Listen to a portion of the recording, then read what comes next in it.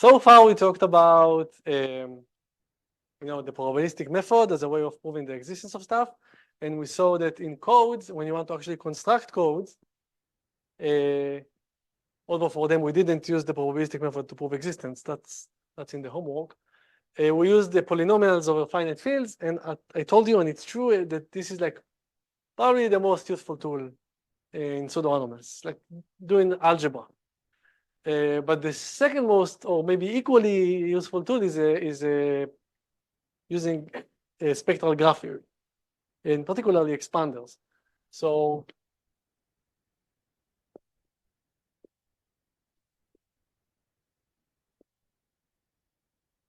essentially linear algebra, but particularly expanders. So I'm going to talk about them for a couple of hours, about these things.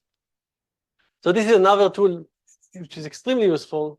Maybe more, I kind of try to count, like, and weight actually the number of results that are. There are many results that actually based in complexity that are based on these things. So maybe they are on equal footing as polynomial over finite fields. I don't know. By the way, the third most useful tool is Fourier, but like discrete Fourier analysis over the Boolean cube. But I probably won't cover too much of that, just a little bit.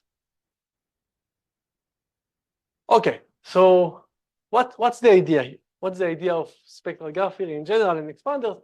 So say you have a graph, finite, and let's say it's d-regular, just so that I won't have to normalize every time. Okay, d-regular graphs are great. It means that every vertex has degree d. The idea in spectral graph theory, which is a fantastic idea, is to stop doing combinatorics like by hands and work spectrally. So you look at the graph, and not combinatorially, not only combinatorially. You don't just look for like clusters and search for who's the neighbor of whom and stuff like that. You look at it spectrally in the following sense. So you take any matrix that you like that is related to this graph. So I think the adjacency matrix is the most useful to begin with. Let's see, matrix. So say G has some adjacency matrix A, right? So this is a matrix which is it's a V by V matrix.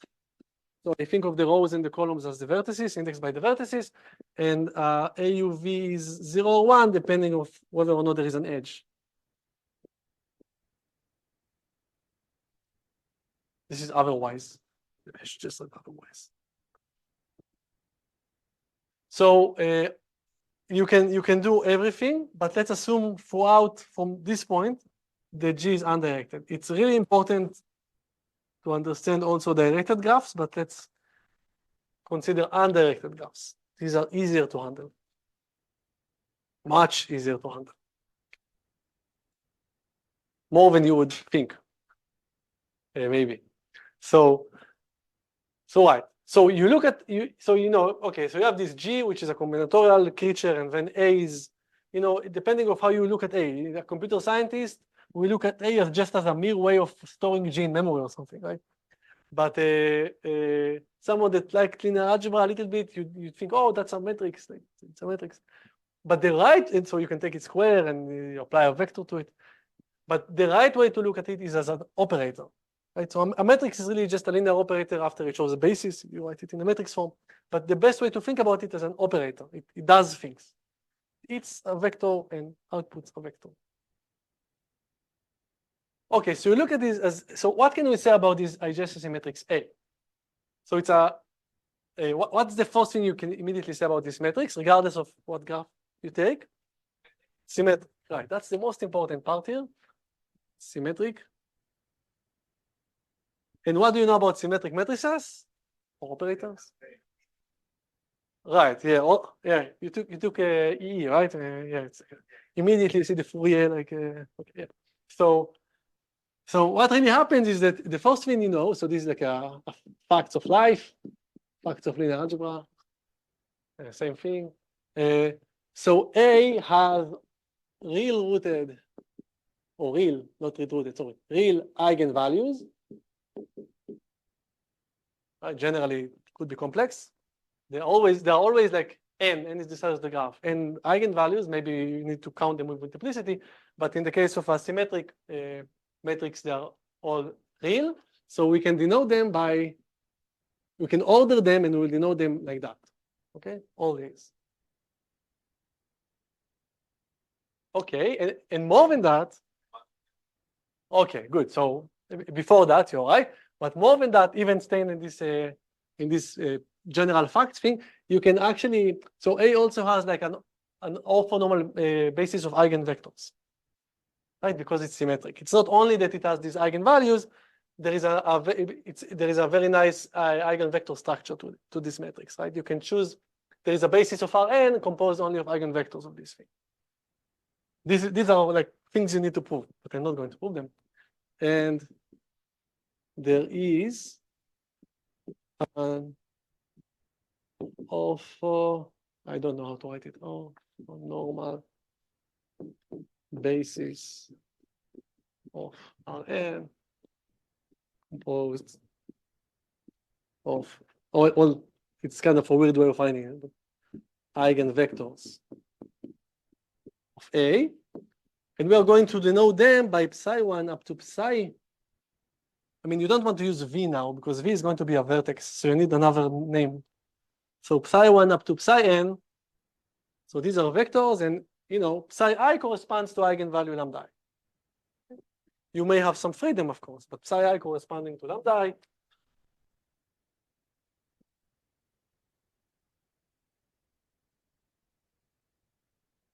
Right, namely A of psi I is lambda I A. Lambda psi I. And essentially, because of that, you can decompose A as an operator. It has a very simple form. It operates in the n orthogonal, orthonormal really, directions by scaling, right? So you can write A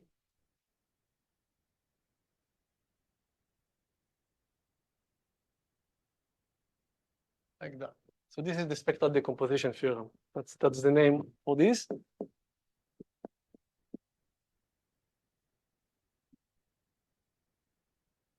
I mean, for a very special case, it's a very general theorem about operators, infinite operators also. But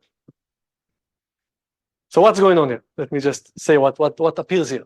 So you started with a graph G. You took like the adjacency matrix, which is, you know, essentially it's very close to the graph. It's really combinatorial.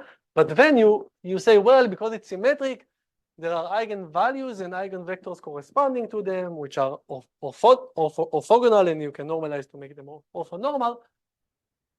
And really, you can write A as this sum. And what is this sum, right?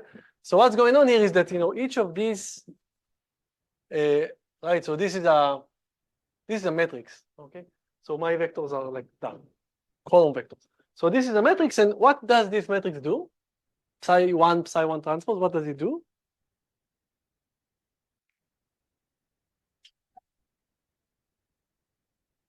Exactly, projects. Exactly, it projects, exactly. So this thing, this is the projection, right? It's a rank 1 matrix. It's a projection to psi I. Right, if you give me, what do I mean? If you give me, so this is a matrix, and if you feed in another, sorry, a vector, a column vector, right? So if you apply to this matrix to a column vector, well, you know, metrics are sometimes annoying, but they are still associative. So you can do it like that. And this is just a number, right? This is the length. It essentially corresponds to the kind of correlation between psi I and x, right? It's kind of the inner product. Maybe you should normalize it, but it's the inner product between them. And so this is a number anyhow. If they are orthogonal, it's 0. If they're on the same direction, it's the length of x, because this is normalized. And so you see, you get that number stretching in direction psi I. Right, so this is a projection. That's what I mean by projection. Right. Good. So I only took one of them. Each of them is a projection. And really what we did, writing this theorem, which is a non-trivial theorem. Actually, none of these is completely trivial. Even the realness is tricky a little, not that tricky, but anyhow.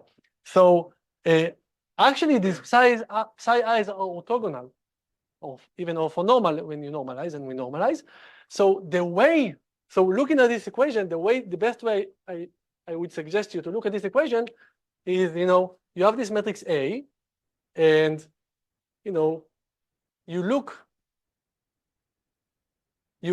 the best way to view A is in these spaces. Say it has only two eigenvectors, so I can draw them. And now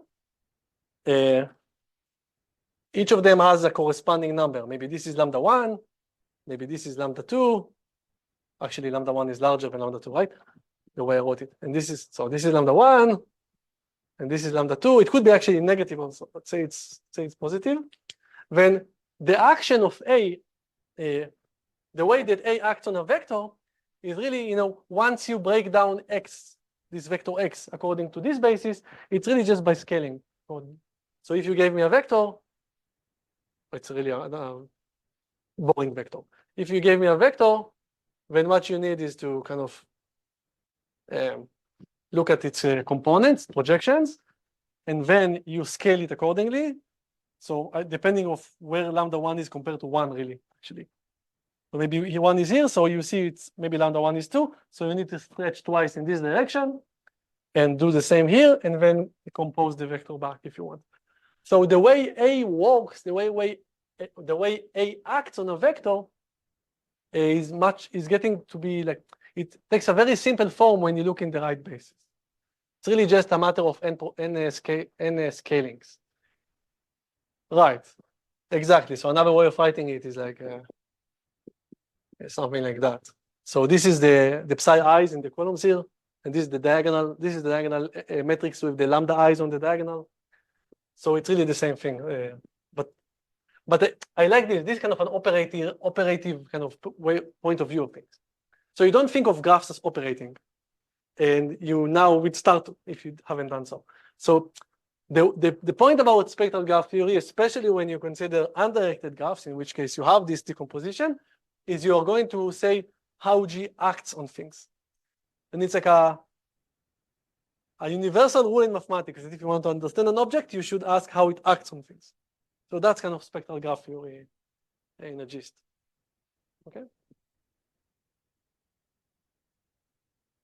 Okay, so that's just like a recall. I guess you don't, probably some of you don't remember that. You have seen it, by the way. You see it in linear algebra courses.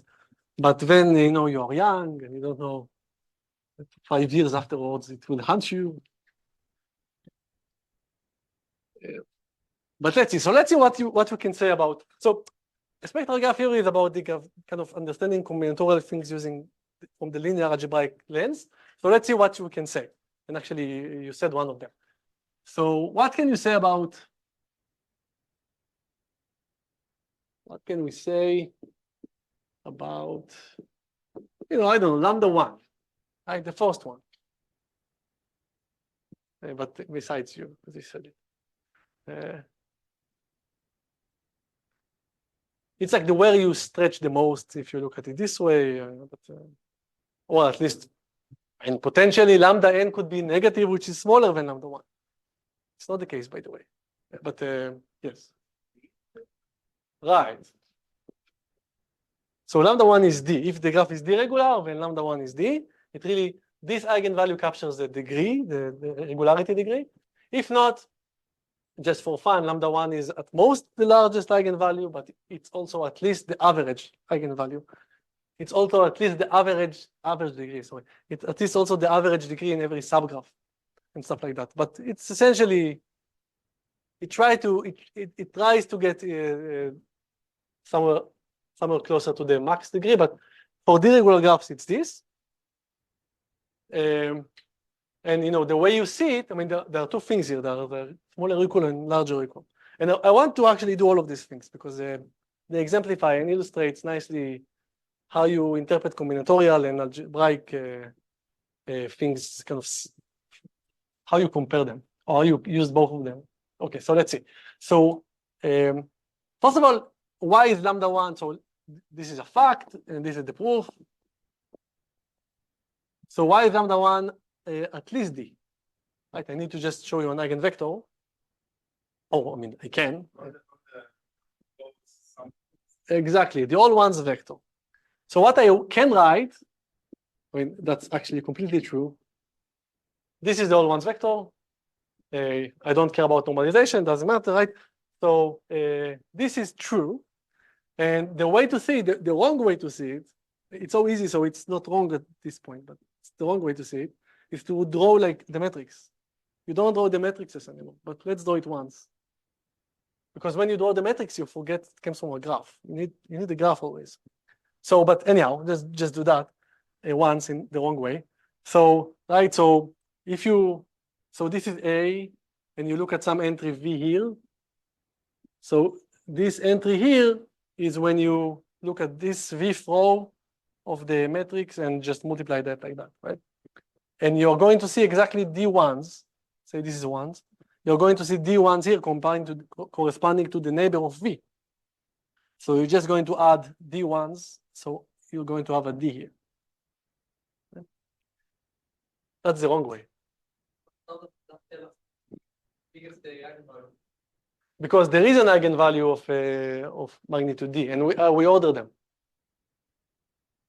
That is A multiplied by what? What is that? The all ones vector. Right. So we just showed that the all ones vector is an eigenvector with eigenvalue D, because A times 1 is D times 1. And we order the eigenvalue. So the largest one is at least D. D is one of the lambda i's, because it's an eigenvector. It's an eigenvalue. Oh, it's at least D. It's at least D. Right. It's not that yet. I should just say that this is the wrong way to view it, and the right way to view it is, and that's what we'll do from now on, is to like draw the graph. Like, so you look at the vertex, and you initially, so what is this vector? And actually, maybe I should point on this even with the same. This vector, you shouldn't even think of it as a vector. You should think of it as a function. It's the same. But from the vertices to the reals, say the reals, this is 0, 1, so the reals. And a function is really just assigning values to the vertices, right? So really, the all ones vector, you should think of it as every vertex gets a 1. Right? That's what happens. So every vertex gets a number in general, but this is the all ones vector, all one function, so it's all ones. And when applying A, what does it mean in terms of the graph? Not like that. It means that every vertex takes the sum of whatever is written on its neighbors, right? Ignoring himself unless there is a self loop, but just its neighbors, and just put it there, right? So it's like, I'll get a 4 here, right? If the degree is D, I'll get a D. So after applying the operator, I'll get a 4. It's like a way of averaging things, right? Everything gets what it's not the average currently, it's the sum, but every vertex look at its neighborhood and aggregate the values there, sum it up. And okay. And when you see that every vertex got the same number, the degree, so that's an eigenvector. But that's the right way to view it, not like that. For example, that's why it would be easier to prove that lambda 1 is at least D. At most D. Right. Right. You can use that. That's fine. But let's not use that. But that's true. Just because I want to demonstrate something in the proof. But why? But you're right. Definitely. That's the easiest. That's the 192. But why does lambda 1 is at most D? So the way I like, the proof I like, which like is completely elementary. What you said is still elementary, but is to, again, look at the graph and say, let's consider the vertex with the largest possible value. Like, I don't know, lambda 1 corresponds to some eigenvector, and this eigenvector assigns values to the vertices. So let's look at the vertex. I think of it as a kind of height. So let's look at the vertex with the highest height. So psi1 give it the highest possible value. And actually, I'd rather look at it in absolute values. So psi1 can also be negative at some entries, right? So let's say V is a vertex in which psi1 of V is the largest in absolute value compared to the other entries.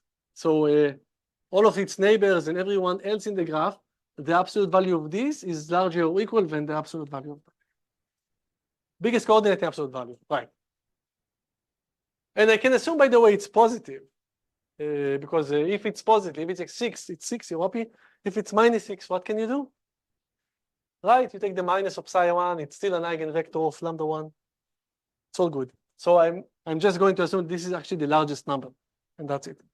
Actually, what I'm saying is exactly what you're saying. The way actually, not even different. Then, okay, good, so that's a number. What will be the number sitting at this vertex after applying the operator? Exactly, but you're completely right, but I'm just going to write it first without thinking. So after applying psi, after applying A and looking at vertex V, at entry V, right, what will I see? What will I see here after the application? Well, I'm just going to sum up everything that surrounds it. And think of this is kind of the highest point. Everything is below it or equal to it. So this thing is definitely smaller than D times number of vertices, neighbors, times psi1 of V, which is the largest. Right? You kind of, not average up to this factor of D, but if you are the highest, they won't compete. Like the others will only get to you. And on the other end, of course, this is lambda times psi at point V, at entry V, but another way of writing it is this thing. So, and I'm going to make a slight mistake here just for fun. From here, we can conclude that D is at least lambda. Lambda 1. Because D, this is, let me say, well, this is non-negative, so D times that is at least, if this is at least that, so D is at least lambda 1. There is a small error, tiny error in this. And it's actually in books, it appears. This is not correct to say as is. Exactly, maybe it's a 0. If this is 0, it gives you no information. Why isn't it 0? Exactly, because psi1 is non-zero. These are not counting as the eigenvectors, and this is the largest in absolute value. So otherwise, all of them would be 0. But it's still not true to say it as is. You need to also say that psi is non-zero, and therefore the eigenvector is not 0. That can just leave everyone. Yes, or attention, like even not by accident, just it's beneath us, but it's not. Okay, it's in. Okay, good. So this is essentially what you said about using the norms, because but anyhow, the relation between the infinity norm and the one norm or something like that. But that's like a direct proof for that. Okay. For that corollary of the norm inequality. Okay. Yeah. Okay. What about lambda 2? We nailed lambda 1. We know everything we need to know about lambda 1. This is so important. I'm going to give it on board. What about lambda 2? And I would just say that it's kind of amazing that so much has been accomplished in pseudo-randomness only by looking at lambda 2. Maybe lambda n, but ignoring the entire spectrum, just looking at the second and maybe the last, we'll talk about it, eigenvalues. So lambda 2 is like, if you ask a good theoretical computer scientist, a pseudo-randomnist, someone that does it for a living, there are like 7 of us. No, what do you know about spectral graph theory? And he will say expanders, which is essentially about lambda 2. But there are more eigenvalues. So what do we say? What can we say about lambda 2? So that graph dependent. And do you know the easy fact about this thing? Maybe you have seen it. So again, I'm trying to see what kind of combinatorial properties are encoded in this eigenvalue, right? So in lambda 1, the combinatorial property being the degree. It's actually nice. It's kind of easy, but it's still nice. Oh, I see. Amir, maybe? No. Oh, wow, everyone is doing that. Okay. So lambda 2 essentially captures connectivity. So like, I'll tell you the easy fact first, which we'll prove. So lambda 2 is also D, so it matches lambda 1, if and only if G is disconnected.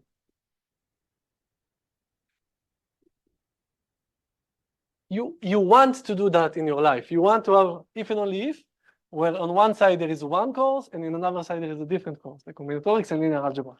Like it's like, yes. Like you can treat it like blocks. Yeah, exactly. That's the proof. I will do it. Yes. But you know, I just usually it's kind of easy, so people overlook the coolness of it, but it's cool. Okay. Right. One of the sides is easy. Which one? Implies. Right. So this, if G is disconnected when lambda 2 is D, is easy. I'll show why it's easy. I'll show everything. It's easier. The second one is also, both of them are like, you know, same order of magnitude, but it's much easier from this point of view than from that point of view. That's what I'm going to do. Okay. Even that direction is easier. Okay, so why if G is disconnected, lambda 2 is D? Exactly. So if G is disconnected, it has two components, at least. Right? And so there are no edges here. Maybe they are disconnected also, but there are no edges here. And so you can consider, so I want to give you another eigenvector, kind of, which is independent of the previous one. Or maybe just give you two eigenvectors independent, that have eigenvalue D, and I can just take the all ones here and all zeros here.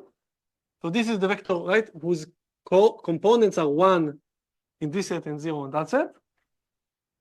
I'll just say it in blocks.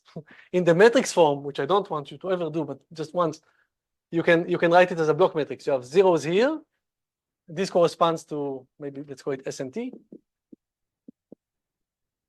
So you have no edges between S and T.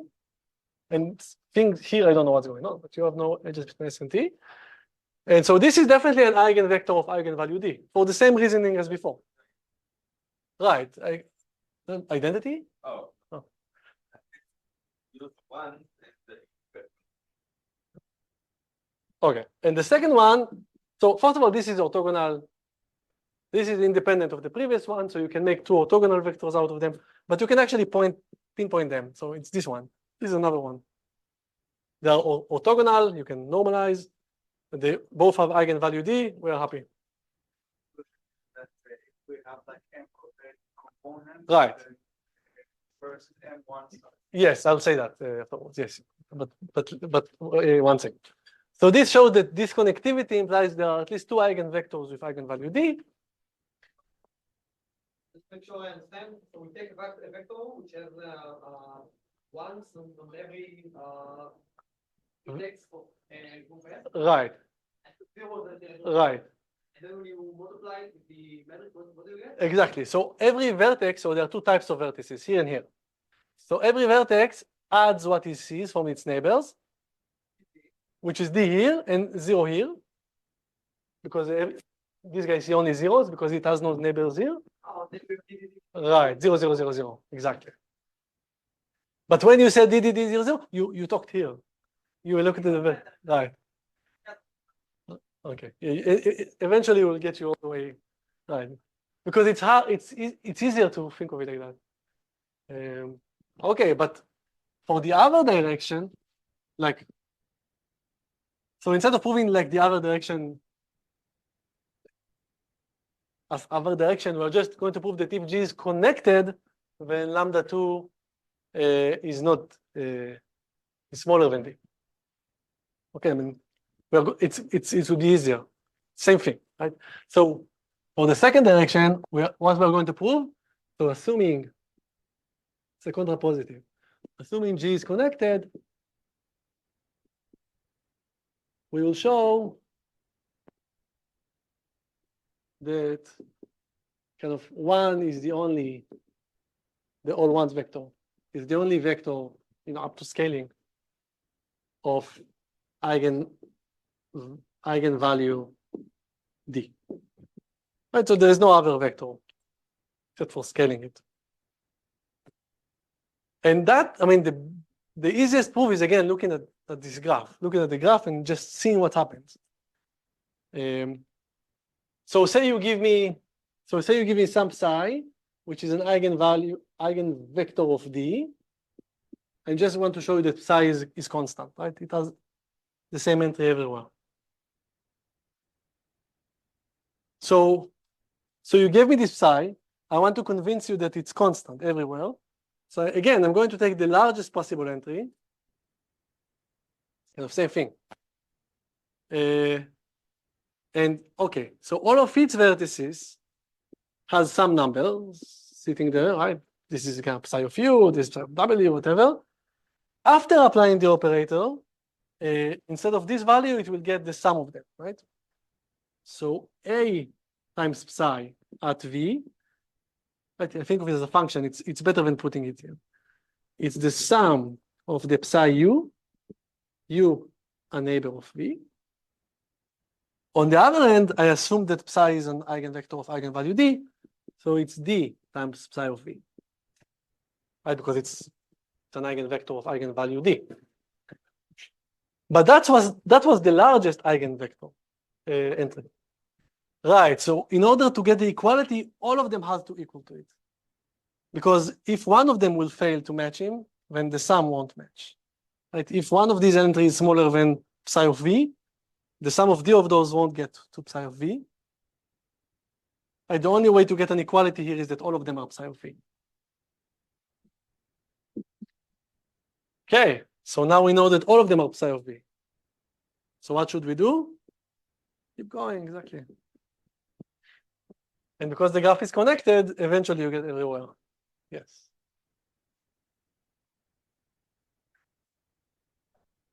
Yes, right, good. For infinite graphs, the corresponding operators, you should be kind of careful because the vectors that you consider have to be kind of bounded, maybe L2 bounded or something that you can talk about them. And then there is no corresponding there is no eigenvector all ones, because the L2 sum, for example, is diverged. So there is no D. Right, good. And infinite graphs are actually very interesting because they're easier. Sounds weird, yeah, I know. They're easier than talking about finite graphs. Because finite graphs are finite. They stop doing this, at some point they stop being like very nice and they have to kind of, yeah, and exactly.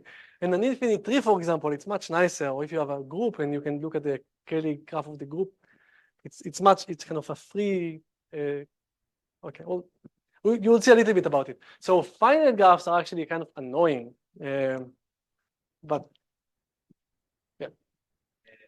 Question about, so we'll feel that the dimension of the eigenvalue 1 is 1. Right. Ah, no, sorry, I thought you were going, okay. So what you proved here is that any eigenvector of eigenvalue d is constant. Ah, yeah, but that means that there is only one, right, the dimension is 1. So this means that psi 1, so right. So lambda 2 is not d. Because if lambda 2 would have been d, it would have been dimension 2. Right. Good. But it's much easier, like, so when you draw this graph, you can see the connectivity happening, right? You can talk about it. Because, okay, we proved that all of these are also psi of v, but so what? Like if you would have wrote it in a vector, it wouldn't make sense. But when you write it like that, you can immediately see that you keep going. You have the graph structure like visible. So it's really better always to think of these vectors as functions, eigenfunctions really of this graph. And then it's an operator, it's a simple operator which, so the adjacency matrix is the operator which sums the neighbors values. Okay, good. And of course, you can extend this. Like the obvious thing is that you can extend this. I think you also said that. In fact, the multiplicity of D as an eigenvalue is the number of connected components in the graph. under the same reason. You can just cook up, like, if you have 3 connected components, you can come up with 3 eigenvectors. 0, 0, 1, 0, 1, 0. Right, this is the easy direction chosen. Also, this direction is quite easy. You start like that, you reach to the connected component, and then you proceed from another vertex. Right, good. So what this shows is that every connected component, the vector must be constant. But then as the number of connected components goes, you get the dimension. So the easy fact here is that, so one way to write it is the dimension of the eigenspace. This is the number of connected components. So, right, this is like how many, what's the multiplicity of D as an eigenvalue? This is the eigenspace, they called, and this is the, yeah, this is the eigenspace. And then, yeah, the dimension is exactly this number. What is it again? This is just a way of writing the, how many, so this thing, this number is the, how many, if you call it K, then you know that lambda 1 up to lambda K are D. And lambda K plus 1 is smaller. It's like, right, for every, the dimension, so this is the space of eigenvectors corresponding to eigenvalue D. Because everything here, so if you take something there in this space, then you know that this holds, right? This what has been the kernel. Right, size in the kernel of this matrix if this holds, and then you see that kernel, yes. Oh, that wasn't. Oh, I see. That was the kernel. Yeah. You interpret what it means by what it writes and what it means. That's good. Okay. Yeah, that's nice. But actually, something much deeper happens. So here's another, not fact, like theorem. So, sticking with lambda 2, we just showed that if lambda 2 is D, then the graph is disconnected. But maybe you can actually make it quantitative, not just like a binary thing. So maybe, and it's true, that as lambda 2 gets farther and farther away from D, the graph is, in a sense, more connected. Okay. For example, this is a graph which is connected.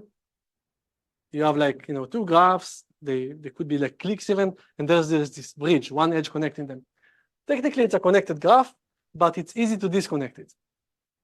So the question is, does this encode in some way in lambda 2? Like maybe this graph has lambda 2 which is close to D, and it does. That's a cool thing. So it turns out that this thing captures, like in a sense, how connected is the graph. So this will be, it's connected, but not that much. The grade it will receive, it is not 0, but it's not very high. So let me tell you a little bit about how we measure connectivity of a graph in a way that kind of formalizes the fact that this is not so good. So, I think the most natural way is to say, how hard is it to disconnect the graph, right? That's the question. But you should be a bit careful, because in a D-regular graph, it's very easy to disconnect the graph. You take any vertex, you can remove the edges, and it's disconnected. So it's not fair. You shouldn't pick on a small. So the real question you should ask is, if I take a large set, and I'll fix that in a second, but if I take a large set, say S, let's call it S, then, the number of edges, the largest number of, obviously I can disconnect this set by disconnecting this number of edges, removing this number of edges, because every vertex has most D outgoing edges, maybe all of them going out. So I want to be kind of close to that. I want to make sure that in order to disconnect the graph, I would need to invest maybe, maybe half of this or whatever, maybe 1/4 of that value, but something that definitely increases with S and is proportional to D. Right, that's fair. That's what you want. You want that if the set is large, you would need to invest, the number of edges you need to cross out is roughly this thing. Roughly, I mean, oh my God, this thing.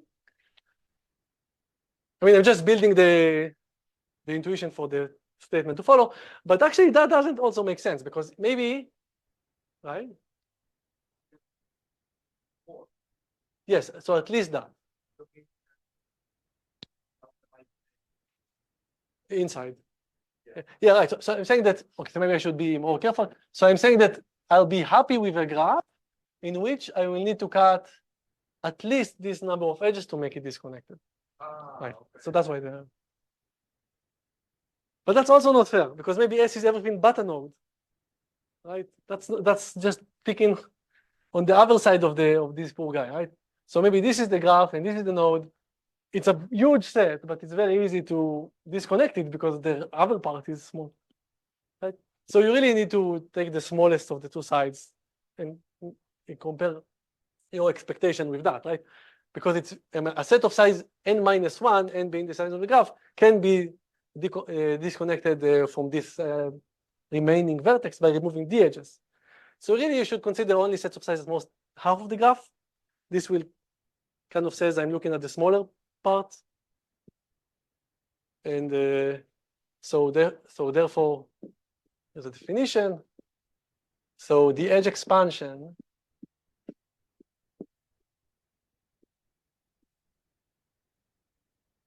of G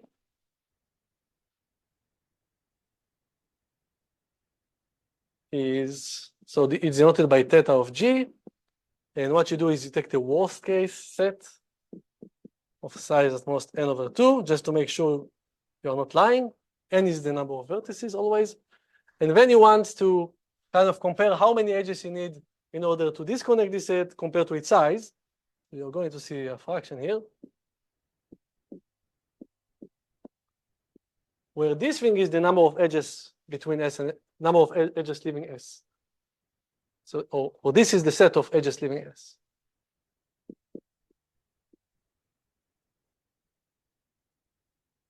Right, so this is the things, these are the edges you will need to disconnect, to remove in order to disconnect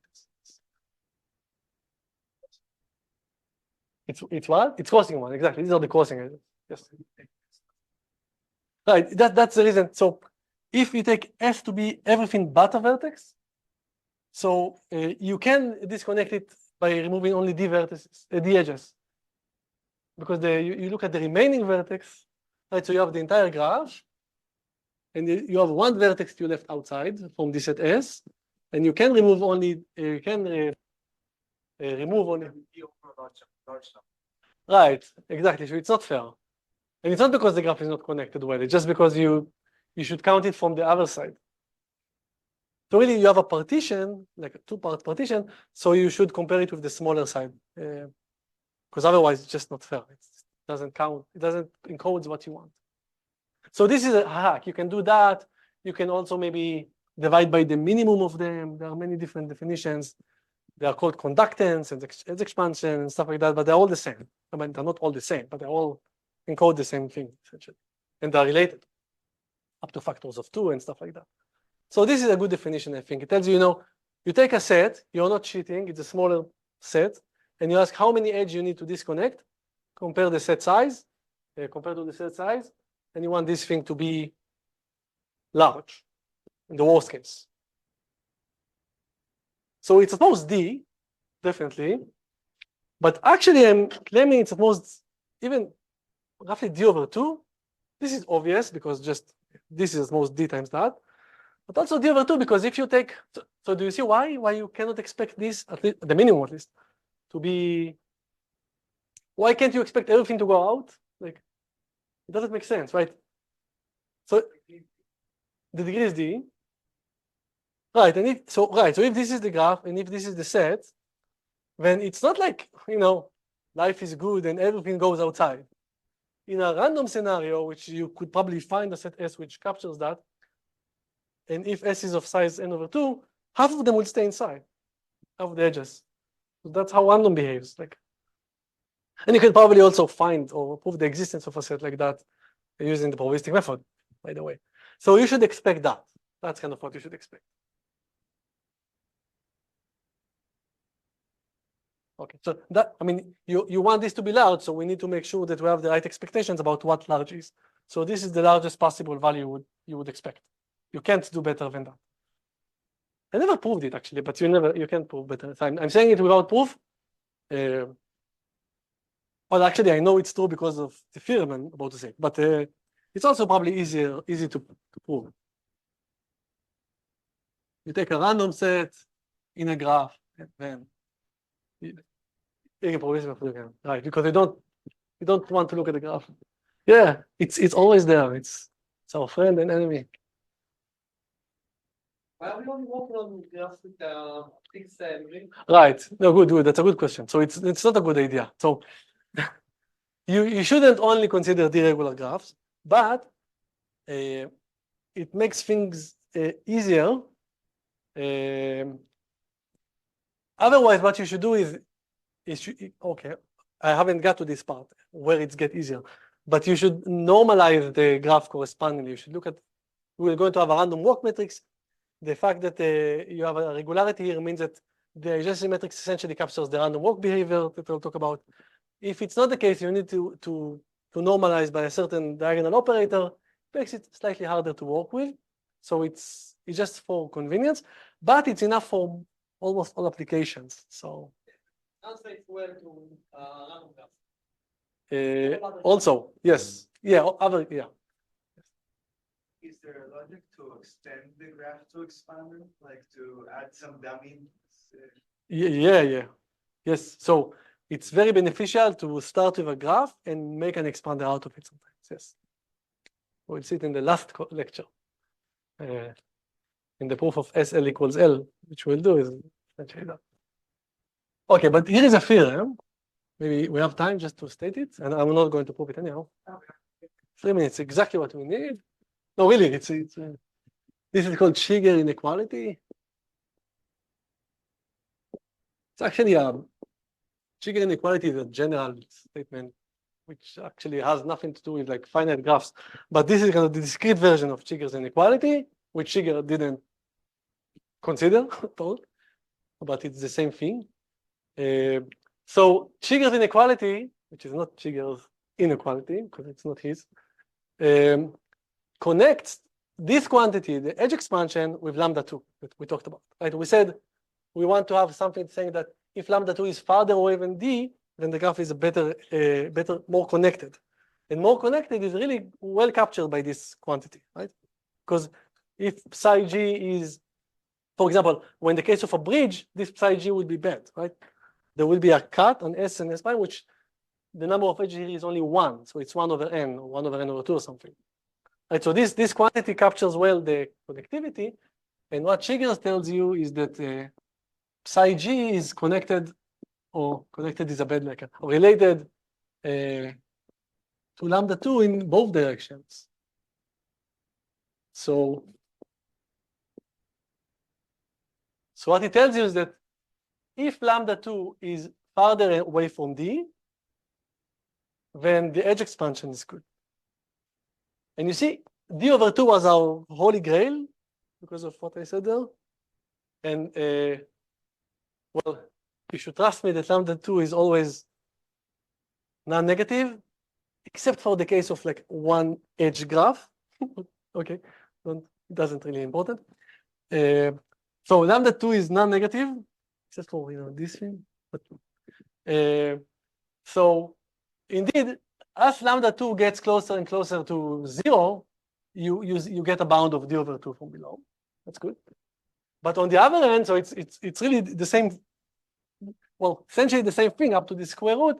If d minus lambda 2, or if this is large, then d must be farther away from lambda 2. Right? Because if this is large and this is large, and this is fixed, which means this is large, so d is farther away than lambda 2. This is easy. This is not easy. Not like 2-page proof, but the idea here, I just say one word about the idea of the proof here. I won't prove it, I'll prove some other stuff. Is to kind of use psi 2, the eigenvalue corresponding to lambda 2. I mean, when you want to prove this, you want to find a set S. I mean, this is the minimum of stuff. You want to prove it small. So it's enough to find a set S there that participates in the minimum, which gets a a high value, small value. Okay? You want to prove that the minimum is small, so it's enough to show that what? Every set? It's enough to show a set. I'm confused. It's enough to show a set by the logic. Want to find a set and bound it as low as possible. So Right, good, yeah, finally, exactly. Yeah. Thank you. You want to find, you want to prove, but it's not, because the minimum, right. You want to find a set and bound it as well. Good, thank you. So, and the way you choose the set is according to psi2. How do you do that? So psi2 again is really just for every vertex you get a real number, right? So you can think of it as embedding the graph to a line. So maybe this vertex sits here at point -1.2, whatever. You have another vertex here and so forth. And the idea is that, you can actually formulate that vertices that are highly connected in the graph are closer together because of something. So it makes sense to kind of find a cut, like a cut in the sense of number, and take the set to be, the thing on the left versus the thing on the right. And that's what you do. And the way you find the cut is using the probabilistic method. Again, so you choose it at random, according to some distribution, but essentially at random. So even here you have the probabilistic method. Okay, so let's have a break and we'll meet in 1 hour, I guess, again.